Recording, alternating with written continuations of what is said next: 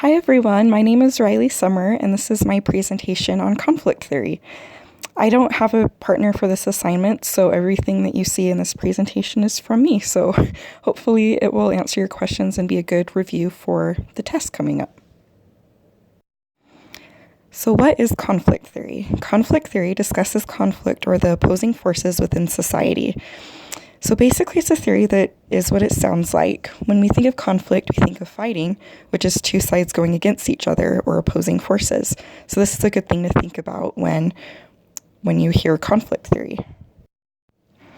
So conflict theory acknowledges the presence of opposing forces within society that can be analyzed at both macro and micro levels, or in other words, macro-social or micro-social. At the macro-social level, it views things on a broader scope. So this explains differences between classes within society and scarce resources. Some examples of scarce resources in macro-social society are economic wealth, political power, and social status. In microsocial, the scope is more focused and it examines the struggles within families and other relationships. So whenever I see this, a good way to help me to remember it is that it's like a microscope, and microscopes see things in a closer way. So this view of conflict is just it's more focused on smaller relationships. So some examples of this are couples resolving differences in the assignment of household or childcare tasks, because it's examining the relationships within a smaller unit or a family. There are 4 assumptions of conflict theory. The first assumption is that human nature is self-oriented. So this means that it is assumed that humans are very self-centered. We are focused on our self-interests. We are symbol producing, which means we are able to give value to things, which then sets up a system for competition. We also have an unlimited potential to hope. And this means that we have unlimited potential to want power and privilege, which then leads to seeing other humans as competition. Another assumption of this theory is that societies operate under a constant scarcity of resources. So because of the constant scarcity, there's constant confrontations. And these confrontations are conflict, which keeps societies in a state of flux. So societies basically represent they represent organized subsystems of species survival. So that means that we are always in a state of survival, and we only have enough resources to accommodate everyone. So there's always going to be people that have more and people that have less, and we're always competing against those. So a state of flux leads to upheaval and then also social change and growth. So another assumption of conflict theory is that group dynamics are different in families than they are in other groups. This means that some crises can drain family resources. So an example of this is an illness in a family can literally drain a family's resources, whereas in a group, if one person gets sick, it generally doesn't drain the resources of the group. It is also more difficult to leave a family than a group. Membership in a group is voluntary, and in a family it generally isn't. If things become too competitive, it's much easier to leave a group than it is a family. And then group power is generally static, while in families it changes. Conflict is also a confrontation of control over scarce resources. And this is basically, I think, self-explanatory. There are two types of conflict. So there's internal conflict, and that originates inside the social system, and then external conflict originates outside the social system. There are many different concepts of conflict theory, and so I grouped them together in a way that I thought was easier to understand.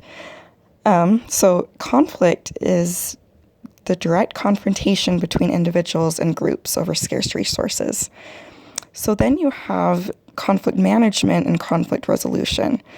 So conflict management is dealing with the conflict even though both sides acknowledge the conflict is still there. So this Conflict management is basically preventing escalation.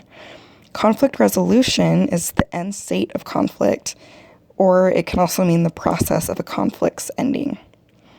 A consensus is a stable state where groups see things the same way. And going back to conflict management, the goal is actually to seek consensus. So some more concepts of conflict theory include competition, which means when one member of the family or group gains, another one loses. So when you think about a competition in sports or anything like that, one person has to win and one person has to lose. Negotiation and bargaining, this refers to the exchange process to reach a collective agreement. And the goal of this is trying to maintain access to each person's share of scarce resources. Power is the ability to control the course or direction of others. So power is actually, it applies more to individuals or groups, but it's particularly applicable in families. So, and this goes to the power structure. So, I mean, when you think of a family with young kids, let's just say, the power structure is that the mom and dad get the power. They're the people that kind of control the family, and the kids are below them. But as the family matures and people get older, for example, teenagers, the power kind of shifts because the teenagers are wanting more power.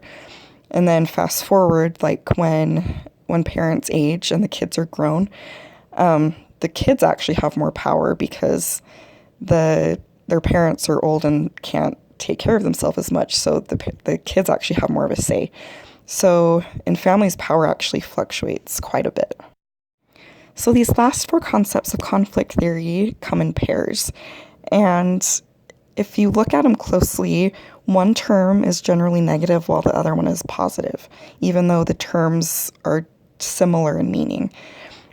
So the red words, assertion and promises, are positive, and then aggression and threats are negative. So assertion, for example, it affirms the rights and positions, but doesn't generally do it at the expense of others. Whereas aggression is the behavioral use of power to behave at one's own advantage at the expense of others.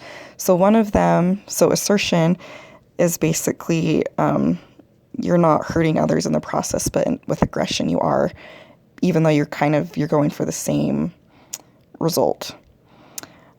So promises are messages that communicate positive rewards if the demands are met, while threats communicate the delivery of punishment. So again, it's a positive and negative way to reach the same result. So all the critiques of conflict theory basically have to do with negativity. I don't know if you guys remember Brother Gardner's presentation on conflict theory. At the beginning, he was saying how he was so surprised when he first learned about this theory because of how negative it was. And that's what other people think too, even professionals. So they criticize that this theory analyzes families in destructive negative terms. It describes relationships in terms of competition and power, and it doesn't propose how families can improve.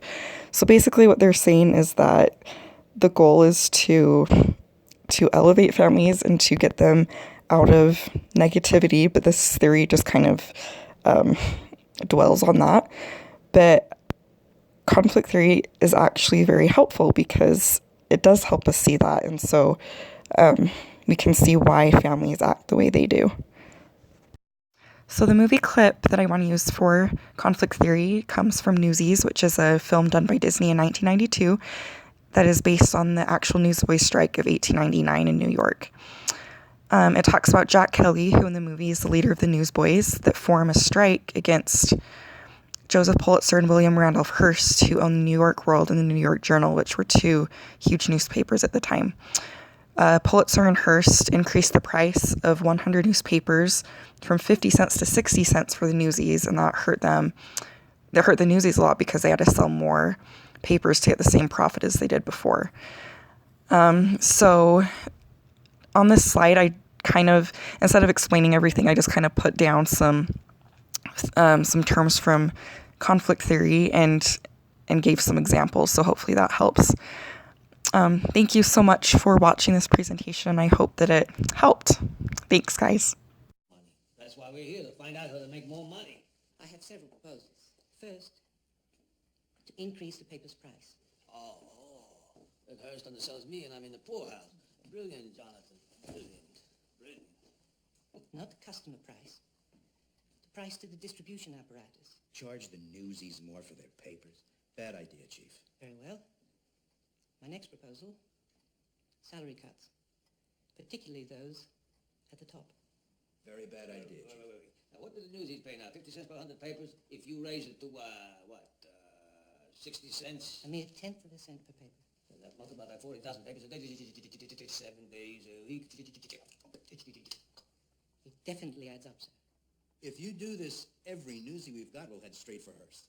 You don't know Hearst like I do, Sites. As newspapermen, he and I would cut each other's throats to get an advantage. But as gentlemen and as businessmen, we often see eye to eye on certain things. Now, if we do it, Hearst and I, if we do it, then the other papers will do it.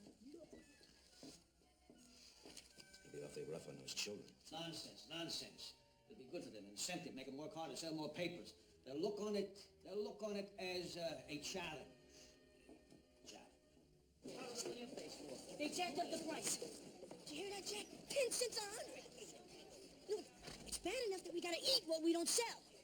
Now they jacked up the price. Can you believe that? This'll bust me. I'm barely making a living right now. I'll be back sleeping on the streets. Don't make no sense. I mean, all the money Pulitzer's making, why would he gouge us? He's a tightwad, that's why. So why the jack up, Weasel? Why not? It's a nice day. Why did you ask Mr. Pulitzer? They can't do this to me, Jack. They can do whatever they want. It's their stinking paper. It ain't fair. We got no rights at all. Come on, it's a rigged deck. They got all the marbles, okay? Jack, we got no choice. So let's get our lousy papes while they still got some, huh? No, nobody's going anywhere. Jack, can't get away with this. Clear out. Give him some room. Let him think.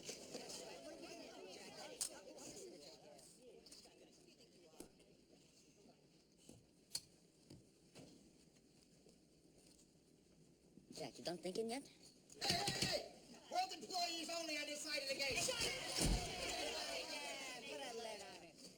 Well, listen, one thing for sure. If we don't sell papes, then nobody sells papes. Nobody comes through those gates till they put the price back where it was. Yeah. What do you mean, like a strike? Yeah, like a strike. What, you mind? It's a good idea. Jack, I was just joking. We can't strike. We don't have a union. Yeah, but if we go on strike, then we are a union, right? No, we're just a bunch of angry kids with no money. Maybe we got every newsie in New York. But, Yeah, well, we organize. Clutchy, you take for collection. swell. Come on. Get all the newsies in New York together. Jack,